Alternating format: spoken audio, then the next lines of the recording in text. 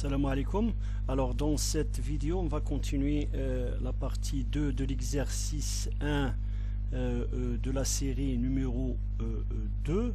Alors la fois passée on a traité les cas des trois systèmes, un pendule simple, un pendule de torsion et un circuit LC sans amortissement, c'est-à-dire sans effet de frottement. Alors bêta R et petit r égale à 0. Alors aujourd'hui on va introduire l'effet d'amortissement sur chacun de ces systèmes. Voilà. Alors pour cela, voilà. Alors on va prendre le cas. Voilà le pendule simple et à présent, c'est-à-dire il est amorti, c'est-à-dire il subit un frottement de type visqueux à travers un amortissement de coefficient d'amortissement bêta linéaire. Voilà.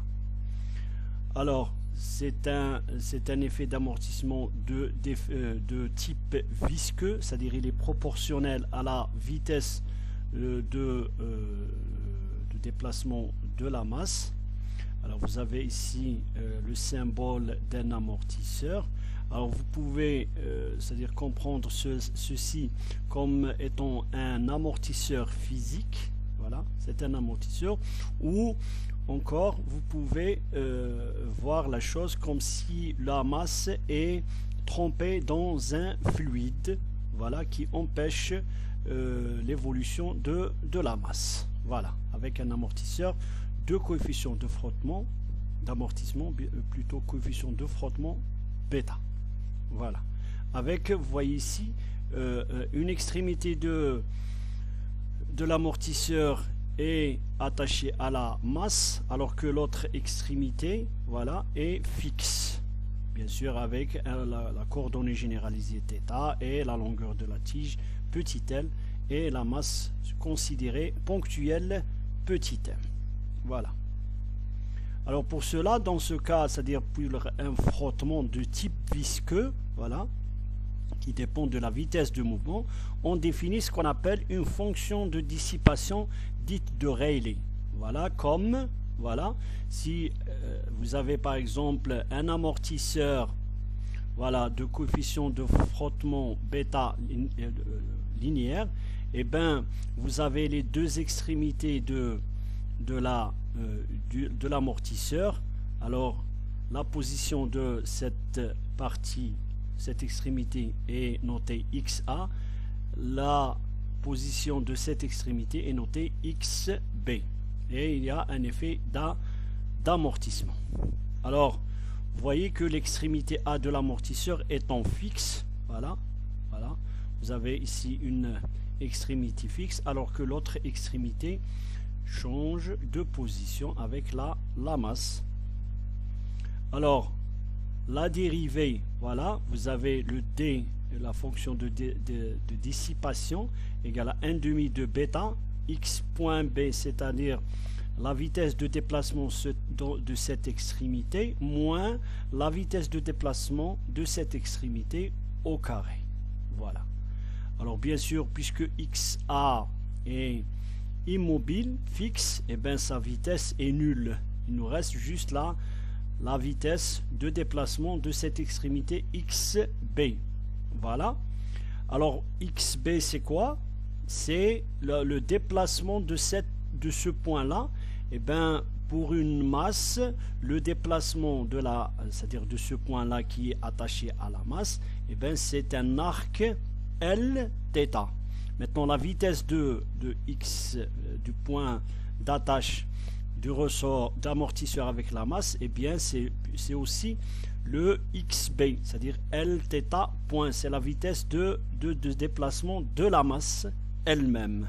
Voilà, vous avez 1 demi de bêta, Lθ point, c'est la vitesse de ce point là qui lui-même la vitesse de déplacement de la masse. Voilà, Lθ au carré. Voilà, c'est ça la la fonction de dissipation pour ce système où on a utilisé bien sûr xb égale à Lθ, l'arc que fait l'extrémité B pendant le mouvement de la masse M. Bien sûr, bêta, comme je viens de le dire, c'est le coefficient de frottement linéaire, puisque Lθ c'est une distance. Voilà. Il faut faire attention dans la définition de bêta. Bêta ici a une unité de kilogramme par seconde. Voilà, rappelez-vous. Alors, de manière générale, c'est-à-dire on peut définir la fonction de dissipation comme la moitié, c'est-à-dire n demi de la puissance de la force de frottement, la puissance instantanée de la force de frottement, voilà, ou Pf de t, et la puissance instantanée de dissipation due à une force de frottement ou un moment de force de frottement. Rappelons que l'élément de travail de translation suivant x, alors d'une façon générale, si vous avez une force c'est-à-dire de frottement qui travaille selon la direction x, et bien l'élément de travail, voilà, de cette force égale à la force fois le déplacement. Maintenant on introduit le dt au numérateur et dénominateur et on aura f, c'est-à-dire la force de frottement fois la vitesse dx fois dt. Maintenant, par définition, la puissance instantanée de cette force de frottement égale à l'énergie par rapport à la variation de l'énergie par rapport au temps. Voilà, c'est une énergie, le travail c'est une énergie. Et bien, on trouve que la puissance instantanée de la force de frottement égale à la force de frottement fois la vitesse de déplacement dans une translation. Maintenant, le travail de rotation, par exemple, si on a une rotation, c'est qu'on a affaire à un moment de force. D'un moment d'une force de frottement, MF, est donné par l'élément de travail de ce moment égale le moment lui-même de la force de frottement fois l'élément d'un angle que fait, c'est-à-dire l'élément, c'est-à-dire la masse, bien l'objet, sous l'effet de ce moment de force de frottement. Maintenant, comme on a déjà fait pour le dx, on introduit le dt au numérateur et au dénominateur. Bien sûr, la puissance instantanée de la force de frottement égale à la variation du travail en fonction du temps, et on a m, le pf de t égale à le moment de la force fois la vitesse angulaire. Voilà. Alors on va utiliser ces grandeurs-là pour définir la fonction de dissipation. Voilà. Alors dans notre cas, le moment de la force de frottement par rapport au point d'attache, voilà. Je vais vous montrer. Alors, lorsque la masse se déplace sur un arc, eh bien, il y aura à tout moment une force qui s'oppose, alors une force qui est tangentielle, voilà, au chemin parcouru par la masse, qui s'oppose au mouvement de la masse. Maintenant, on a une force dans cette direction, voilà, dans cette direction. Si la masse va dans ce sens, eh bien, la force de frottement, elle est dans le sens contraire. Bien sûr, la force fois un bras qui est égal à L par rapport, alors on définit le moment de cette force de frottement par rapport au point d'attache ici. Voilà. Alors, on aura le moment de la force de frottement égal à la force de frottement fois L. L, c'est la longueur de la tige. Maintenant, la force de frottement, bien sûr, c'est la vitesse linéaire Lθ point fois le coefficient de frottement bêta. Voilà, fois L, le bras. Et bien, on a la puissance de frottement instantanée égale à bêta L au carré θ point, puisque comme vous pouvez voir ici, voilà, la puissance de la force de frottement égale à le moment de cette force de frottement fois θ point. C'est pour ça on a mis le θ point au carré, parce qu'il y a le θ ici déjà dans le moment, mais on doit multiplier par θ point. Alors en fin de compte, la puissance de la force de frottement instantanée égale à bêta L au carré, θ point au carré. Mais on a défini auparavant la fonction de dissipation, bien sûr qu'elle dépend du temps, de manière implicite, puisque le θ point dépend du temps, égale à 1 demi de PF de T, et bien elle égale 1 demi de bêta L au carré, θ point au carré. Et c'est ce qu'on a trouvé ici. Voilà, 1 demi de bêta L θ point au carré. Voilà.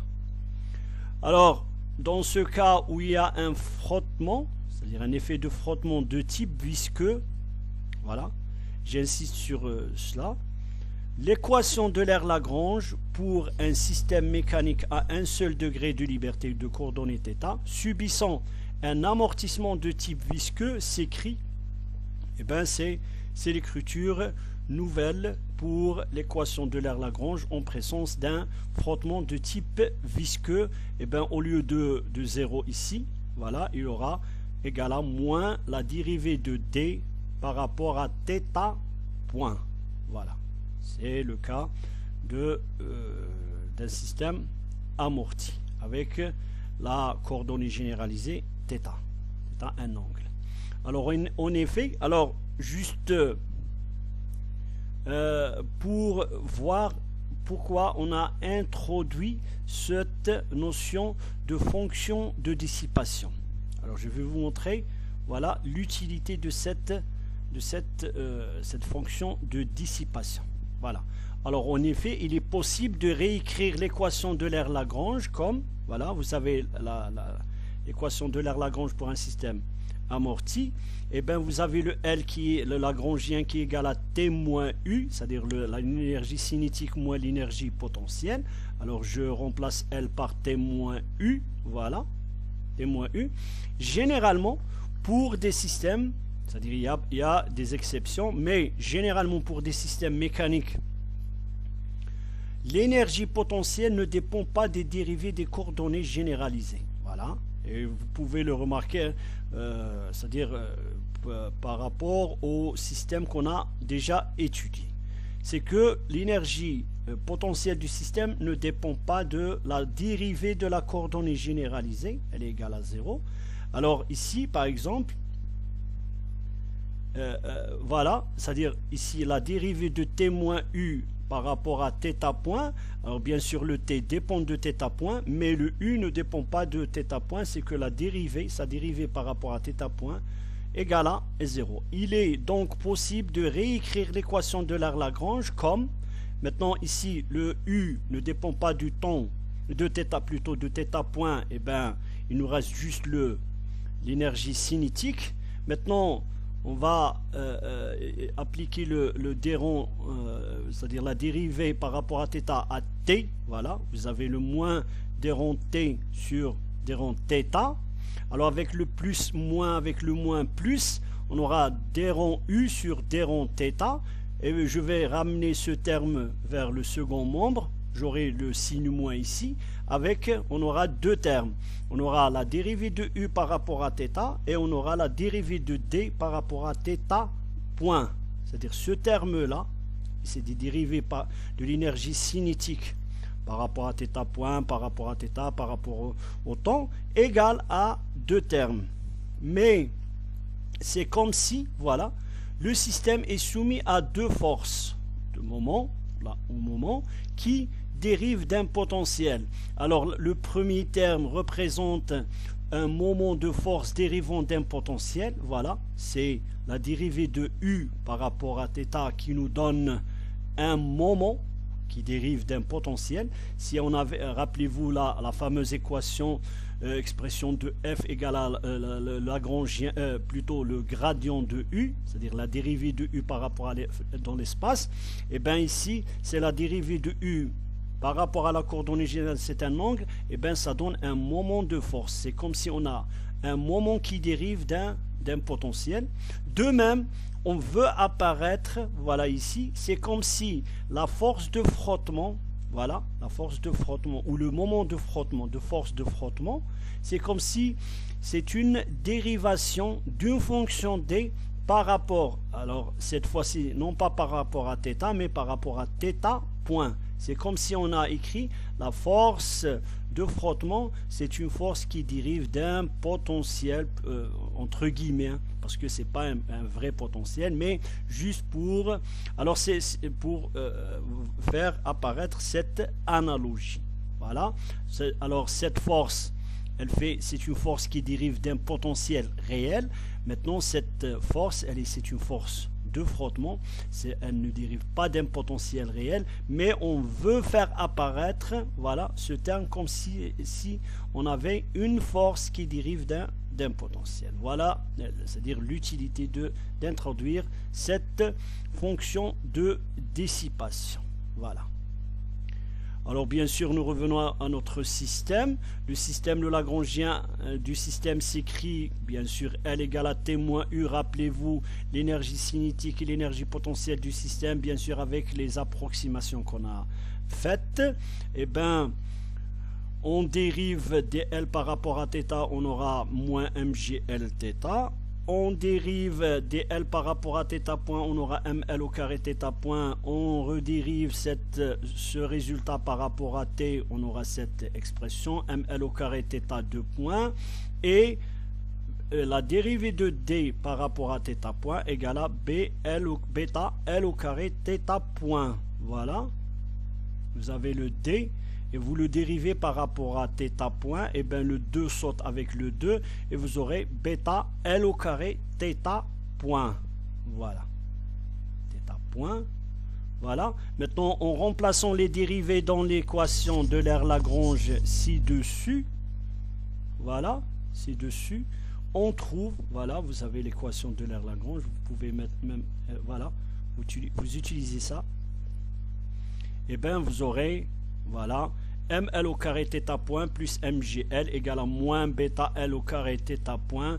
Je ramène ce terme ici et j'aurai cette expression de l'équation du mouvement qui est une équation différentielle du second ordre homogène avec des coefficients constants. Bien sûr, si je veux la mettre sous forme standard, je divise par ml au carré. Voilà. Et j'aurai cette expression, voilà, cette équation différentielle, θ2 point plus bêta sur m θ point plus g sur l θ. Rappelez-vous, la racine de gl, c'était la pulsation propre du système lorsque le système était libre.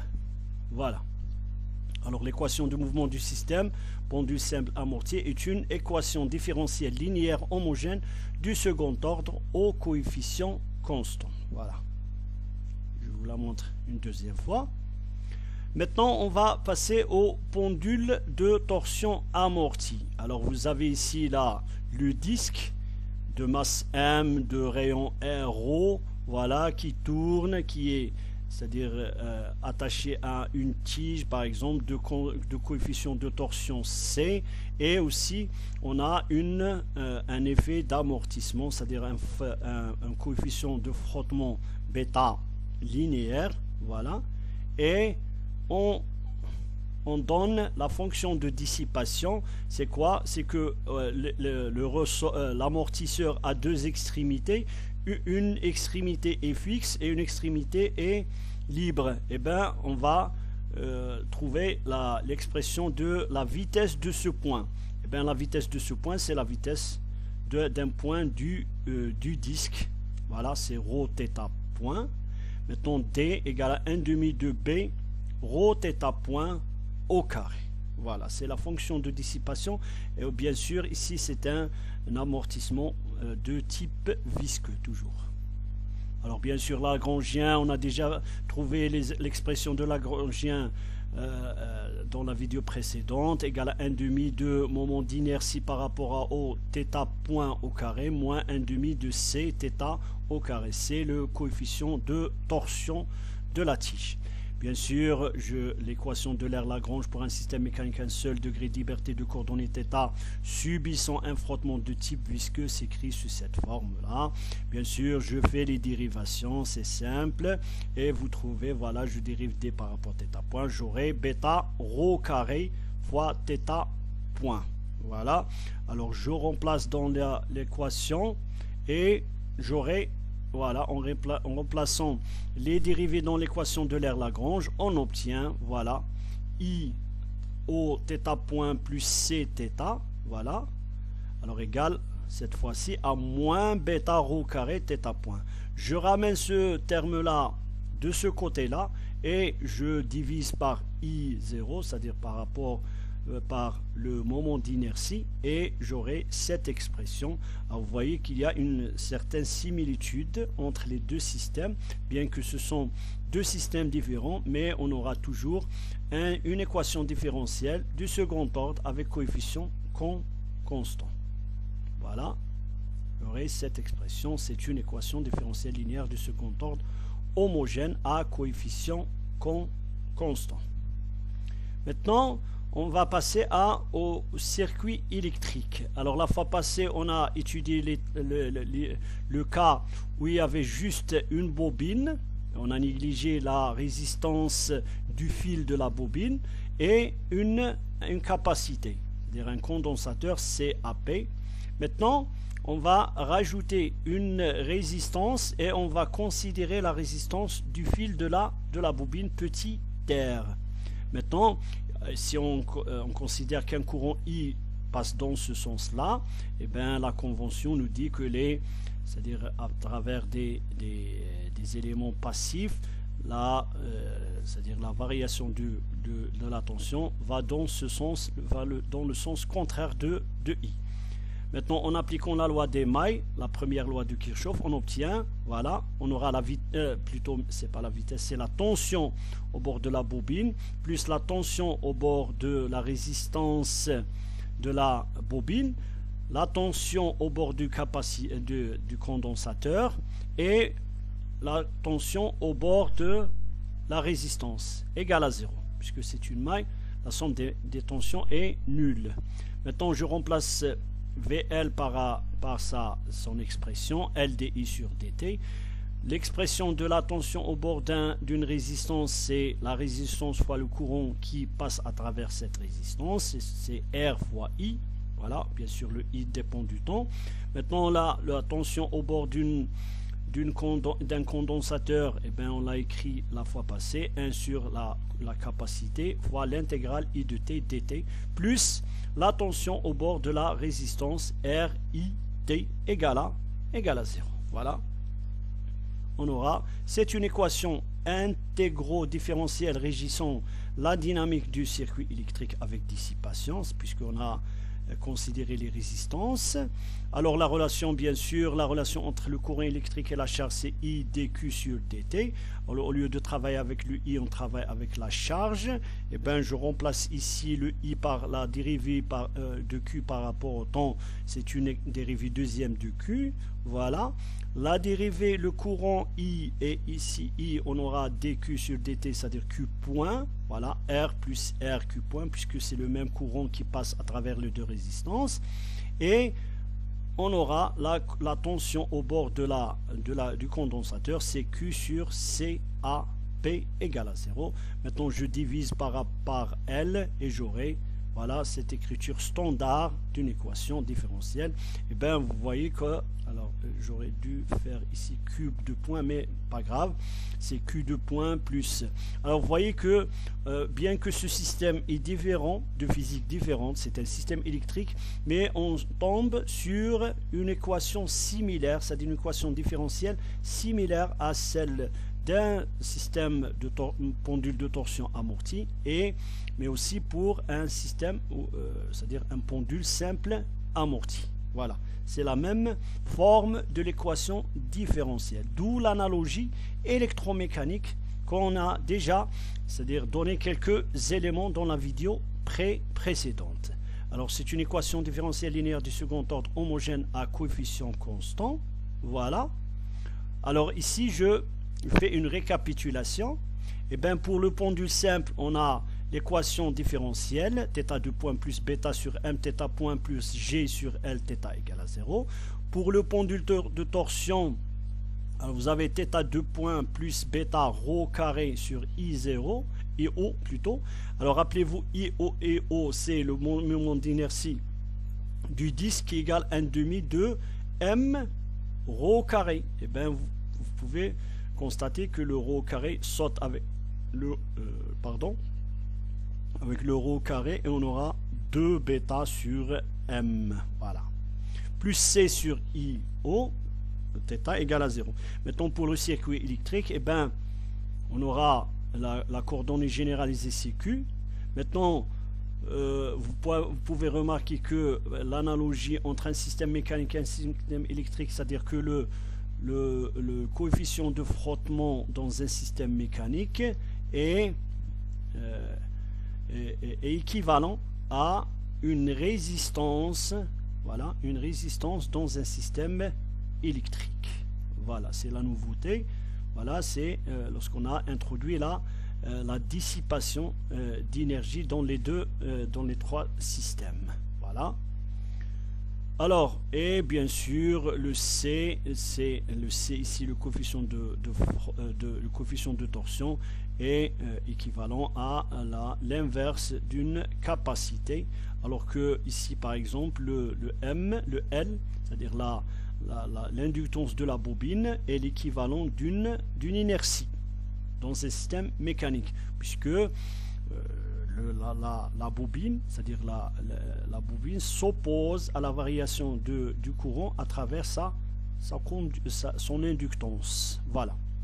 Maintenant, je vais récapituler ici pour un système. Alors, vous avez ici, voilà, la fois passée, alors on a utilisé, on a fait, c'est-à-dire la récapitulation pour les trois systèmes. Voilà, je ne vais pas refaire c'est-à-dire la même discussion, mais il y a un élément qui s'ajoute cette fois-ci, c'est là l'effet de dissipation. Alors pour le pendule simple, c'est un bêta. Pour pendule de torsion, c'est aussi un bêta. Voilà, c'est un frottement, un coefficient de frottement linéaire. Maintenant pour le circuit RLC, c'est l'élément de R plus petit r qui représente l'effet de dissipation dans le circuit RLC. Voilà. Maintenant pour c'est-à-dire c'est pas demandé dans l'exercice, mais quand même je vais vous donner ce tableau d'analogie électromécanique. Alors vous avez l'effet de translation, de rotation et l'effet électrique avec une analogie qui s'appelle analogie force-tension. Bien sûr, on n'a pas encore entamé les forces, mais dans certains bouquins, on la désigne par LM, c'est-à-dire l'analogie entre la bobine et la masse. C'est-à-dire, c'est comme si la bobine a pour effet d'inertie dans un circuit électrique. Mais il y a aussi une autre analogie. Je ne vais pas c'est-à-dire, je ne vais pas encombrer la discussion aujourd'hui, mais on fera cela au fur et à mesure dans les vidéos précédentes. Mais retenez cette fois-ci qu'il y a une analogie entre la translation, la rotation et le circuit électrique, mais d'un point de vue où on a considéré l'inertie dans le circuit, c'est-à-dire représentée par une bobine. Et bien sûr, la coordonnée généralisée dans une translation, c'est x, c'est-à-dire la distance, alors que dans la rotation, c'est le θ. Maintenant, dans un circuit électrique, c'est la charge. Bien sûr, on a déjà trouvé que la pulsation, par exemple, dans un système distance de translation, c'est-à-dire, par exemple, une masse ressort, et un ressort de constante de raideur K et la masse de valeur m, petit m, vous pouvez voir que c'est l'exemple simple c'est-à-dire par lequel on entame les vibrations, et bien vous aurez racine carrée de K sur M pour une translation.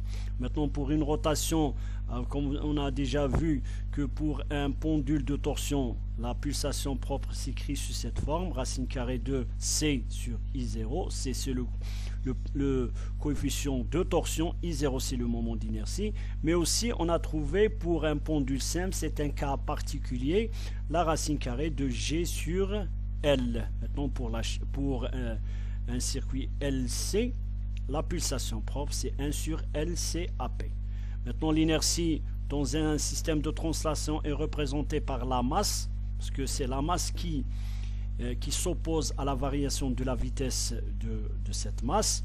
Ici pour la rotation c'est le moment d'inertie qui s'oppose à la variation de la vitesse angulaire, et dans un circuit électrique c'est bien la bobine qui s'oppose à la variation du courant dans le circuit.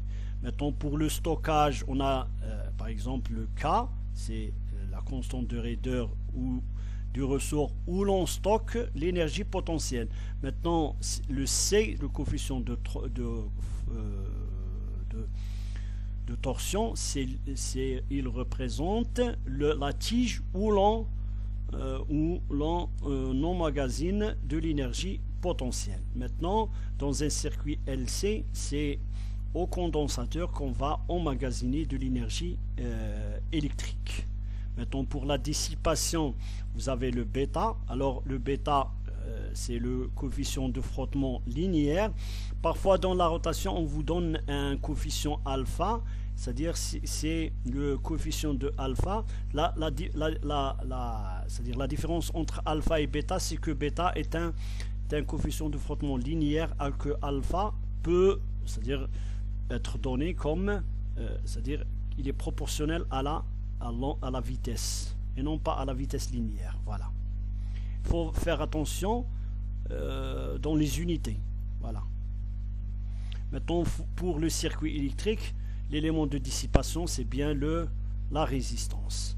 Maintenant l'énergie cinétique pour un système de translation c'est bien 1/2 de mx point au carré, c'est la vitesse au carré. Pour la rotation c'est 1/2 de I, c'est-à-dire le moment d'inertie fois la vitesse angulaire au carré.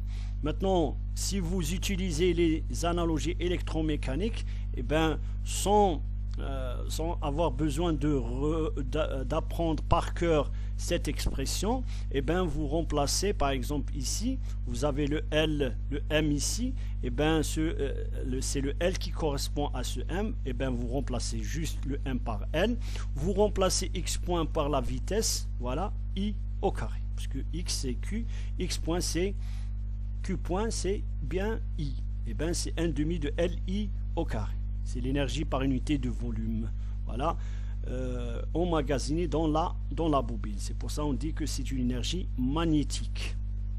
Maintenant l'énergie potentielle, alors pour un système de translation c'est 1/2 de kx au carré. Maintenant pour une rotation, eh bien on a vu ça auparavant, c'est 1/2 de c θ point. Maintenant pour un circuit électrique, eh bien le K c'est le 1 sur c'est l'équivalent de 1 sur CAP, voilà, 1/2 de 1 sur AP. X, et ben c'est Q, voilà, X c'est Q au carré. C'est une énergie électrique par unité de volume emmagasinée dans le condensateur. Voilà, c'est concernant les analogies électromécaniques. Bien sûr, lorsqu'on entamera c'est-à-dire les systèmes forcés, voilà, on verra qu'il y aura encore des analogies entre les trois systèmes. Voilà, merci.